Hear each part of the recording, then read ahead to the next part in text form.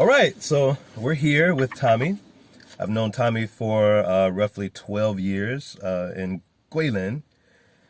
We were the only two people in the city to wear bow ties every day. And we bonded over bow ties and alcohol and other things.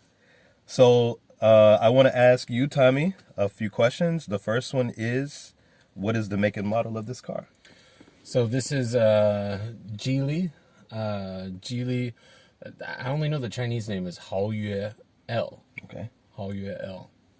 Okay, so how many cars did you check out before you chose this car? I looked at a lot online. I did test drive a few. I had a lot of stuff I was kind of looking through initially before I chose this one. I was going to drive the Haval FGX. F7X is the Haval model. I went to drive that, and then I saw an older version of this car for sale also at like a secondhand lot. That day, I test drove. There was a Jeep. I think it was the Jeep Grand Cherokee SUV. Okay. Also test drove the Cadillac XT5, and then the Haval F7X, and then ended up. I saw this one, but I didn't test drive the used one because I was like, well, at this price point, I can just get a new one. Right. So why did you choose this one over Jeep? You said Jeep and Cadillac. Space. The Jeep was fine. It was definitely spacious. The Cadillac, I love Cadillacs. My last 3 cars in the States were all Cadillac. But the SUV was just so small on the inside. This one right now, the 2 back seats are down, but this is actually a 7-seater. Even with 7 seats, there's enough room behind the 6th and 7th seat to actually put some suitcases as well. But when we've traveled abroad, I've had 7 full-size grown adults in this car with suitcases behind. Okay. 6 and 7. Okay, so when you talk about traveling, what's the longest trip you've taken with this? Not too far. My wife's hometown, about a 5-hour drive. We go back there fairly frequently. We've been back twice now in this car. So not substantial, but basically 5-hour trip on the highway. Okay, so comfort. Yeah. How definitely. would you rate it? This is probably the most comfortable car I've ever had. With the room, I've got a new baby, so right. Congratulations. The wife, and with the baby in the back seat I just like it because it's roomy.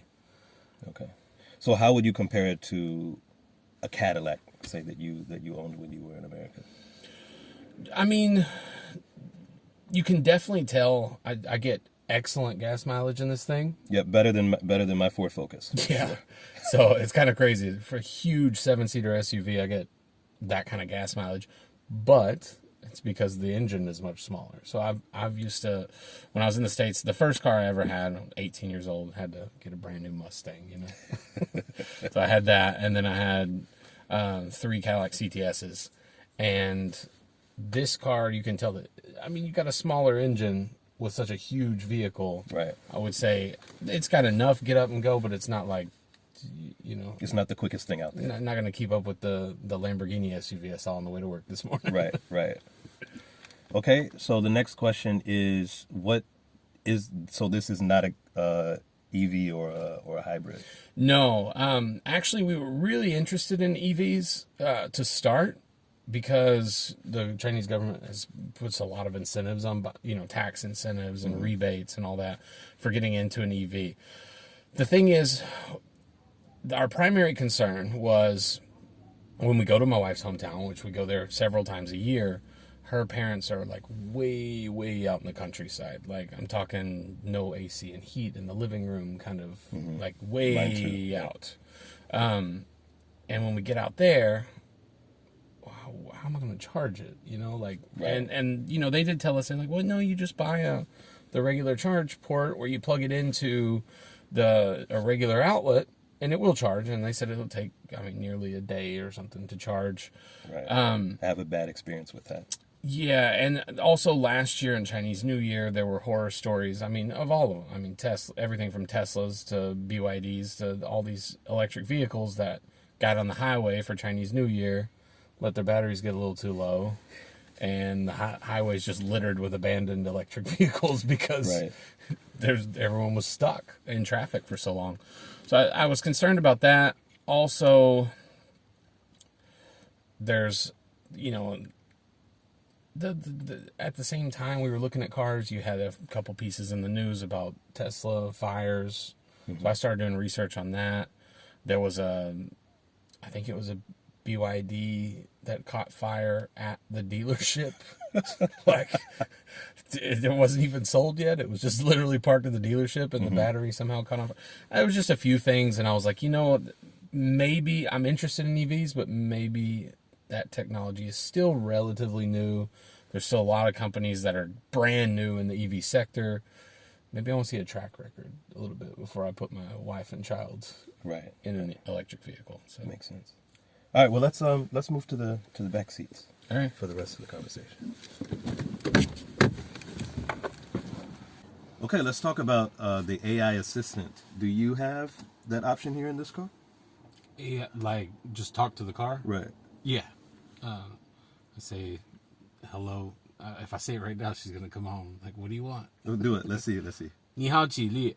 啥事？我想听邓紫棋的歌。有需要再叫我吧。Oh, she can't. I'm too far away from the driver's seat. But okay. Can you use English? I don't think so. I don't know. Hey, GEELY. 你好，几力。干啥？ Can you speak English? No. No. No English. Okay. I guess that's a turn off. 退去吧。好的，那我先退下了。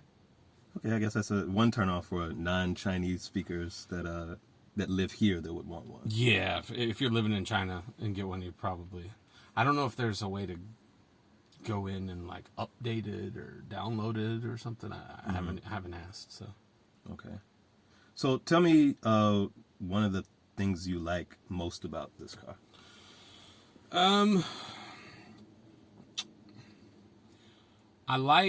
It does have, what do you call it?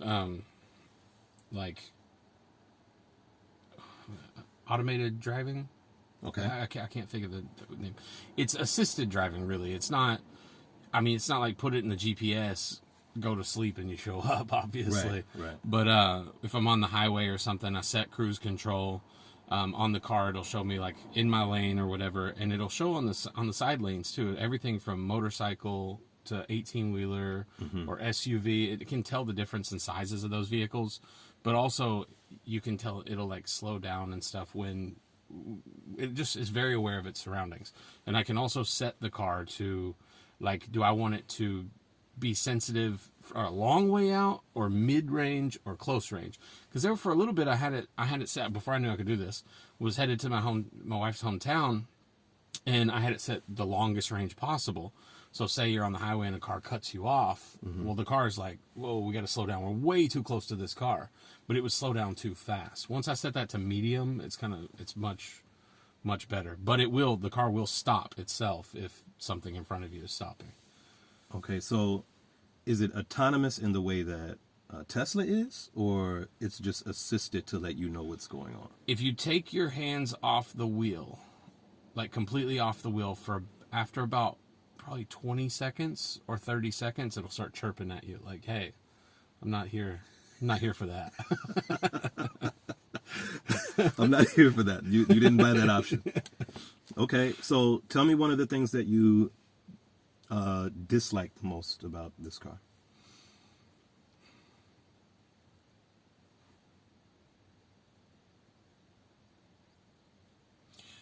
There's one setting I have, which is the safety setting. Okay.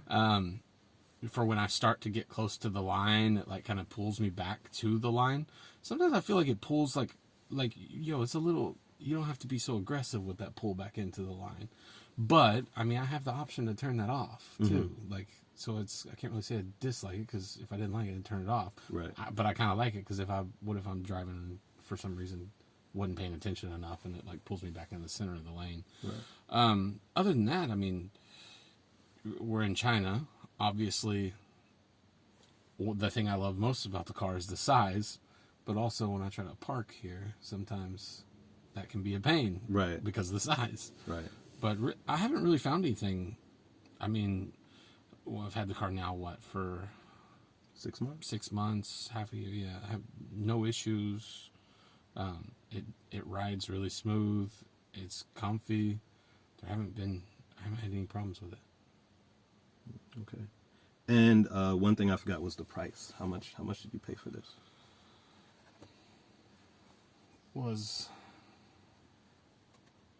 I think we paid 160,000 Chinese yuan, which right now with the dollar being 1 to 7 basically, so 140 would be 20,000, so but roughly $23,000. That's it. 23. Yeah. So it's nice. I mean, I put a little bit down. Put 40,000 down. So that's probably about 6,000 down. Mm-hmm. I think the loan is 5 years, and our payments are like $330 a month. Okay. So not too bad. So, do you know how it works when it comes to financing the APR here? Is it predatory, or is it there's a limit? No, I think interest rates here are much lower. Being a Westerner in China, getting a loan on a vehicle is not the easiest thing to do. So the car loan here is actually through my wife's name. There's more to it than just you've been paying taxes in China for X amount of years. There are some regulations on you got to be paying taxes and some insurance stuff for, I want to say cars are 2 years. You have to make those payments for 2 years, and then you can get an actual loan on a car. Homes are 5 years, but it's not a... But as far as interest rates, I believe the interest rates here are much lower than they are back home. Okay. Last question, space. You talked about space earlier, but how tall are you? 6 foot. 6 foot. And how do you feel right now? Dude, we got plenty of room. I got my hat on my knee, and I still got room. Right. From Texas. Yeah. So, yeah, quite a bit. As far as headspace goes, yeah. I mean, nowhere near the height. The back seat, now I've got these two seats moved back quite a bit right now, but even in the back right now. All right, let me try. I'm 5'9". Yeah. Go for it. Let's see if you can get... Oh! Raise that. Yeah, it's not working. It is tight, but these are moved all the way back, so... The only people who would be back here would be kids anyway. Most of the time. But, like, see if you can sit behind me now. So now I'm sitting... My knees are close to touching the seat in front of me, but not quite. Okay, now my knees are close to touching, but not, well, they are touching. Yeah, so we got... But I'm comfortable with that touching. It's not... Yeah, like, same. It's not like I'm sitting like...